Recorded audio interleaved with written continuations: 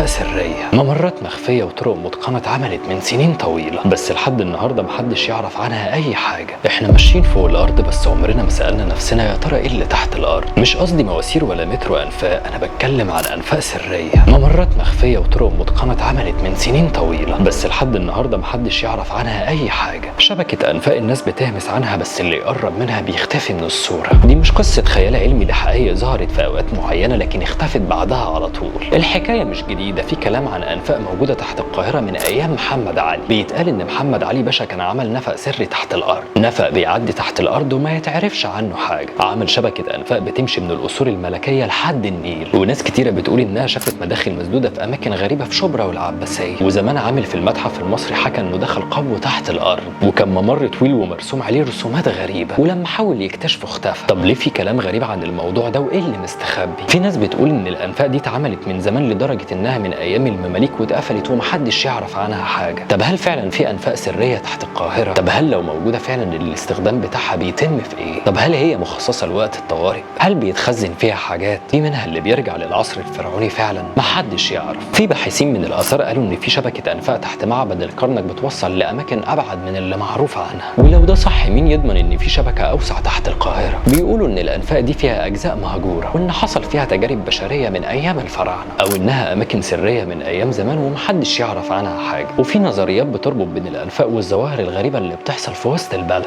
أصوات غريبة وتحركات غامضة، أجهزة بتفصل فجأة تحت الأرض. الحكاية مش بس سرية، دي مخفية. إحنا مش ماشيين فوق أرض شكلها عادي، بس الحقيقة تحت رجلنا في عالم تاني محدش يعرف، أو يمكن ما ينفعش نعرفه أصلا. لو لقيت نفق غامض وغريب تحت بيتك، هل هتنزل ولا هتقفل عليه وتنسى إنك شفته؟ لأنك عارف إن اللي بيدخل ممكن ما يطلعش تاني. أنا وليد صفوت وده برنامج كيميتاوي.